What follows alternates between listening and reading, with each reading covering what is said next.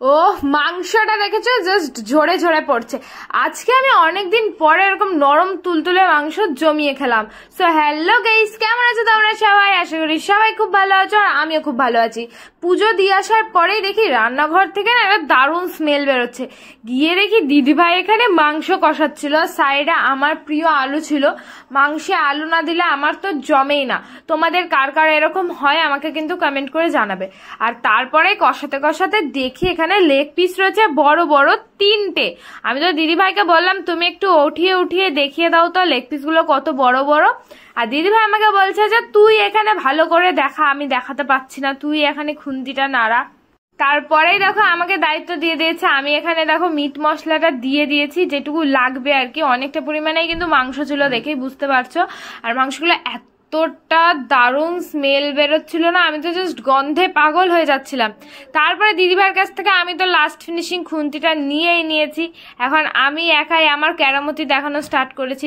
দেখো বাড়িতে থাকলে তো তোমরা দেখেছো মাঝে মাঝে আমি রান্না করতাম মাংসটা, কারণ মা ভালোবাসতো আমার হাতে মাংস রান্নাটা খেতে। আর এখানে আমি যখন এখন ঘুরতে এসেছি, কেন আমি রান্না করব তাও কেরামতি দেখাচ্ছিলাম। মাসি তো আমাকে বলছিল তুই রান্না কর। তারপরে আমি বললাম না না, যদি বাই চান্স খারাপ হয়ে যায় তারপরে কি আমি মান সম্মানে পড়ে যাব না, তার থেকে বরং দিদিভাই রান্না করুক। আর এখানে দেখো আমার কাছে যে দায়িত্বটা দিয়েছে, আমি তো শুধু লেগ পিস দেখা স্টার্ট করেছি যে কতক্ষণে ওইটা আমার পেটে যাবে। তারপরে আমার বোনও চলে এসছে, তাই আমি আমার বোনুকে একটা আলু সেদ্ধ খাওয়ানো স্টার্ট করেছিলাম। আর ও দেখো কি সুন্দর হাসছে, বারবার করে রান্নাঘরে আসছিল আর একটুখানি করে আলু খেয়ে যাচ্ছিল।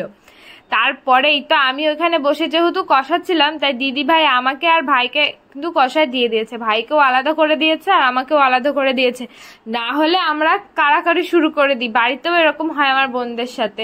আর বোনরা থাকলে ভাইরা থাকলে এরকম ভাগাভাগি করেই খেতে হয়, নাহলে তো একাই সব খেয়ে নিতাম। আচ্ছা, যাদের ভাই বোন আছে এরকম মারামারি যখন হয়, খাবার কাড়াকাড়ি হয়, তখন মনে হয় না যে একা ছিলাম ভালো ছিলাম, আবার পরক্ষণই মনে হয় যে না একা ছিলাম ভালো ছিলাম না, একটা খেলার সাথী তো পেয়েছি। যাই হোক, তারপর দেখো এই মাংসটা এখন আমি খেয়ে দেখছিলাম কতটা টেস্টফুল হয়েছিল। আমি তো কষাই খেতে এত ভালোবাসি কি বলবো, আমার বাড়িতেও আমার জন্য কষাই রাখাই থাকে। আর যেখানে যাই না কেন কষাই তো আমি খাবোই। মা বাড়িতে গেলেও মামি আমাকে দেয়, কারণ জানে আমি কষাই খেতে কতটা ভালোবাসি। তারপরেই দেখো এখন সবার স্নান টান হয়ে গেছে, সবাই একসাথে আমরা কিন্তু খেতেও বসে পড়েছি। আর এই মাংসের কালারটা দেখো জাস্ট অসাধারণ, পুরো লাল লাল ঝাল ঝাল করে একদম রান্না করা হয়েছিল মাংসটা। আমি তো প্রথমে একটুখানি আলু নিয়ে নিয়েছি, মানে আলু আমার চাই মাংসতে, বাঙালির আলু ছাড়া কিন্তু চলে না। আর তারপরে এই লেগ পিসটা বের করতে যাচ্ছিলাম, দেখি এতটা নরম হয়েছে মাংস ভেঙে যাচ্ছিল। তো অনেক কষ্টে আমি লেগ পিসটা বের করেছি, কিন্তু আস্ত ছিল না। দেখো মাংসগুলো খুলে খুলে পড়ে গেছে সাইড দিয়ে। আর তারপরে আমি একটুখানি ঝোল নিলাম আর একটু, আর যেই মাংসগুলো পড়েছিল ওগুলোও একটুখানি নিয়ে নিচ্ছিলাম, কারণ এতটা নরম হয়েছে। আর তারপরে আর একটা পিস নিয়ে নিয়েছি, বেশি খাবো না কারণ লেগ পিসটাই অনেক বড়। লেগ পিসটা দেখো জাস্ট ঝাড়া দিলেই মনে হচ্ছে খুলে খুলে পড়বে, সে একান্ত আপনার মতো খুলে পড়ে যাবে, ঝরে পড়ে যাবে, সেরকম মনে হচ্ছিল। আর আমিও সেরকমটাই করছিলাম। আর পেঁয়াজ আমি নিয়েছি, কারণ পেঁয়াজ আমার চাই। তার সাথে কিন্তু নিয়েছিলাম একটা স্টোমাক মাংসের মধ্যে আমার খুবই ভালো লাগে।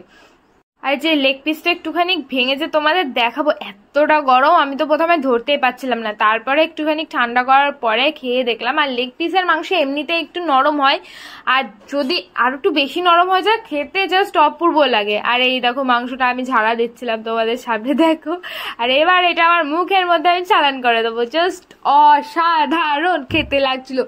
আমি এবার হচ্ছে একটু আলুটা আমি ভেঙে দেখবো, আলুটাও খুবই নরম হয়েছিল। আলুটার সাথে ভাতটা বেশ ভালো করে জমিয়ে মাখিয়ে এবার আমি একটুখানি ঝোল আর একটু মাংস দিয়ে মাখিয়ে তারপরে এই যে আর একটা পিস থেকে একটুখানি মাংসটা নিয়ে একটুখানি পেঁয়াজ নিয়ে হেভেন বাইটটা আমার গালের মধ্যে টপ করে দিয়ে দিয়েছি।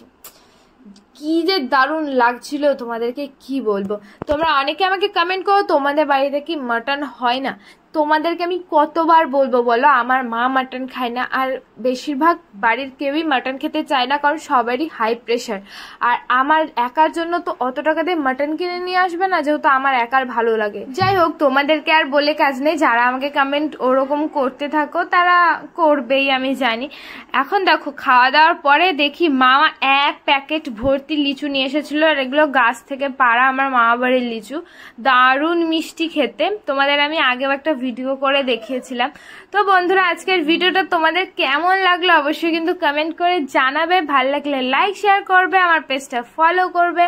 নেক্সট কি ধরনের ভিডিও তোমরা দেখতে চাও সেটাও কমেন্ট করে জানাবে। আর তোমরা কি মাংস খেতে ভালোবাসো, মাটন না মুরগির মাংস, সেটাও আমাকে কিন্তু কমেন্ট করে জানাবে। তো আজকের জন্য বাই, দেখা যাচ্ছে।